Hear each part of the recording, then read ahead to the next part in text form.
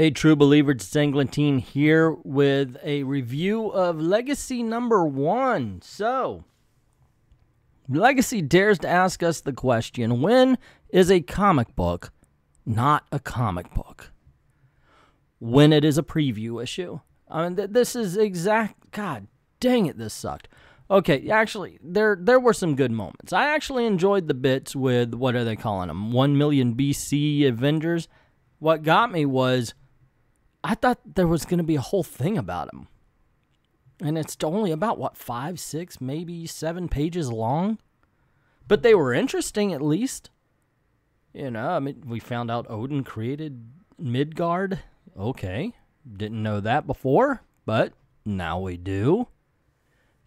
So yeah, this storyline was pretty interesting. I wanted to find out what happened with them in the Celestial. But they just didn't ride that pony for very long at all.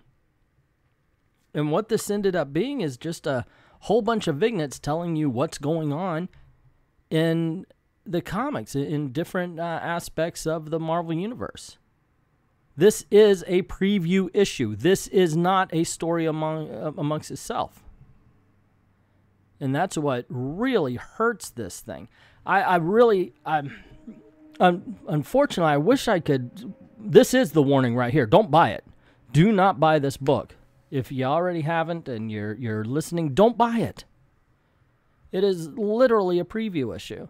This here, the part with Robbie Reyes, he comes into Starbrand and they start fighting for reasons that they're going to tell you later. Oh, well, I got the Starbrand, and it's the protector of Earth forever and ever, and I'm the Ghost Rider, and I'm a protector of Earth forever and ever. Let's fight. Why? Because of this thing. What thing? We can't tell you yet because it's part of the story coming up. Loki sends frost giants in to get something from S.H.I.E.L.D. This is the only story that has a beginning, a middle, and an end. That is all. This is the only one in the entire book. Loki and his frost giants. That's all.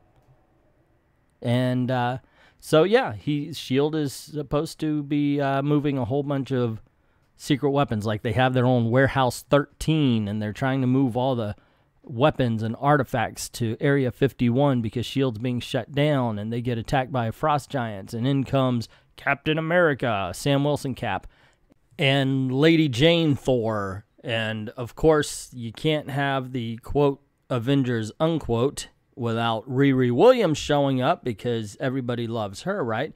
But basically, this scene and the one with Mary Jane Watson just tells me that they're really not going over what we as readers perceive as the problems they've made. Now, I was intrigued by the Captain America bit, and I hope to see this story play out well. Unfortunately, none of us are happy with the writer these days. And I wouldn't be surprised to find out that Captain America suffers just for the actions of Mark Waid. Thor kind of bothered me, mainly because he used the word unworthy as if it's an actual emotion. I'm feeling unworthy, and let me wallow in my unworthiness, and I'm so Hey, guys, guess what? I'm freaking unworthy. That's why a chick is holding my hammer. Okay, no, I didn't mean it like that, but okay, anywho. Seriously, though, it did get kind of tiresome. And, you know, like I said, it just... Oh, and here's another problem. I've got to point out this page. While I prefer the Ghost Rider on a motorbike, and I got to say, Robbie Reyes really does not bother me as a character. I think he's okay. And the fact that they've already proven that Ghost Rider goes from one to the other doesn't make him a legacy character in the way of, say, Amadeus Cho. However, as the Ghost Rider, does he have to talk like Jason Aaron? Seriously? He's full of quips, and he's got, as Ghost Rider, mind you, he does pop culture references. I just think that's a little bit overboard and unnecessary for the character. You know, as Robbie Reyes, go right on ahead, but Ghost Rider should be different than Robbie Reyes. That's just my opinion. I don't think I'm wrong about it, but, you know, anyway, that's my 2 cents on that. I'm pretty much convinced that this page is in here just to remind us that Deadpool is part of the Marvel Universe. But there are more than a few pages just like that, like this one with Doctor Strange and Iron Fist. okay, so Norman Osborn is messing with the shrubbery, trying to go to the Knights of Ni, I guess, but it really doesn't go anywhere, just the same as any of this.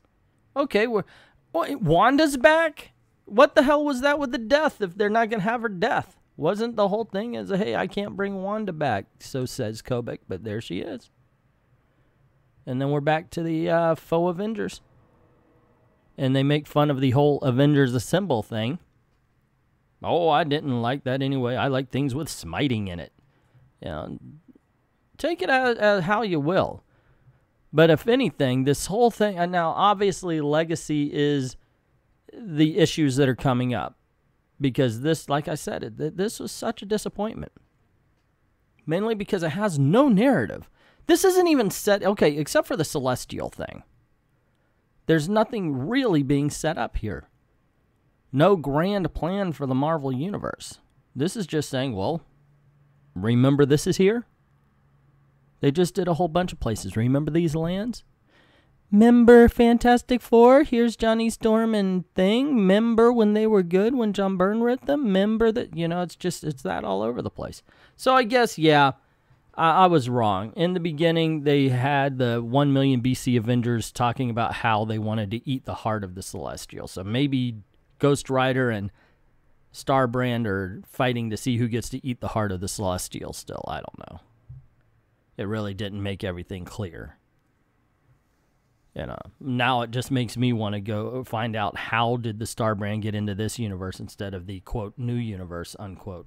I'm sorry if it seems like I'm knocking this a little bit too hard. A lot of the problem comes from the fact that I really had hopes, not expectations, but hopes that Marvel would actually be turning things around. But as you saw, Mary Jane Watson still working for Tony Stark. What the seriously? They're trying to keep Peter and Mary so far apart that she's now a Tony Stark character. This is the only part that was just a segment that I liked, because the beer truck is referenced in the past, or in the beginning of the book, and so I'm like, okay, so who's this secret organization? And then you find out it's not a secret organization at all, and spoilers, it turns out it's Wolverine. And I thought, hey, okay, now that's kind of cool, except how's he alive? Once again, it's not a clear-cut story. It doesn't give you enough information. But it does get you excited for, hey, at least Wolverine's back. Now can we get Laura Kinney her own identity and let her be her own person? Would that be nice? I think so. But no, he's probably, I'm just Logan now. So you'll have Logan, Old Man Logan, and Wolverine? I don't know. I wouldn't put it past Marvel to do that. It wouldn't surprise me. But, hey, good to see him back. I didn't think I would ever think that, because I'll tell you what, in the 90s I thought, gosh, this kid needs to go away because he was oversaturated. But it's good to see him back at least now. So here's the problem. I told you that the whole Loki sending frost giants had a beginning, middle, and end. But it turns out he didn't even need it. No, he goes down and says, okay, well, if we can't get that little Infinity Stone, we'll have to do it another way. Well, okay, why couldn't you do that and avoid all the conflict anyway? So it made absolutely no sense. The biggest tease to us here is these two. This is Reed Richards and Sue Storm's kids, or Sue Richards, okay? But, yeah, if you're going to tease the Fantastic Four, you better fucking deliver. That's all I'm going to say. Because I would love to see the Fantastic Four again back in the Marvel Universe where they belong. Usually after the story part of a comic is done, I pretty much let it go and don't bother with the editorials. But it turns out that they're going to be doing this with Axel Says. Now, that's Axel Alonso, of course, because somebody told him he's like Stan Lee now, and we want to hear from him. But what really got me is this is the guy that says comic books are not for white people anymore. Or just for white people. So if they were just for white people, how does this happen? I remember walking into the Five and Dime on Clement Street with my grandmother like it was yesterday. I was 7, and as my grandmother wheeled me past the spinner rack, I saw the cover. Well, the top third of it anyway, and my eyes just popped out. Spider-Man swinging down, desperately yelling, "No! This wedding will not take place!" And just a hint of metal tentacle, my grandmother opting for the path of least resistance, plopped down the 20 cents required to purchase, and in no time I was poring over the story. I'd seen Spider-Man cartoon, of course, but this was my first Spider-Man comic book, and it blew my mind. I mean, Aunt May is about to marry Doc Ock, who's at war with Hammerhead, and Spidey's trapped in the middle. So let me know. Let me ask you. If comic books were just for white people, if they only inspired white people, how did Axel get inspired? Is he conspiring with a white man to keep people down until identity politics became a thing? Tell me. I would like to know. The truth is, I should be really happy to read this. I think these stories are great. I love to hear people's first comic book story. It's awesome. I made a video about it myself. Yeah, I'll whore myself out even on my own videos. But, you know, that's the thing. I should love this book. I should love this book even though it's a vignette. Oh, yeah, that looks exciting. I want to see that. Oh, my gosh, look what's happening with these kids. No. Because of what's been going on behind the scenes. And I'm afraid that because of what's been going on behind the scenes, a preview issue is just not going to cut it. So the answer, when is a comic book not a comic book? When it's made by Marvel Comics these days. But that's just my opinion. What is yours? Did you read this? Are you even going to plop $1 down for it? Or are you just going to maybe slow down this video and read it? Let me know in the comments below. Also, if you did like it, I'd love to hear why. Don't start any sentence off with "you don't get it." Because trust me, I did. Maybe I missed something, though. That would be kind of cool. However, if you did like it, let me know in the comments, as well as if you didn't. We take all types.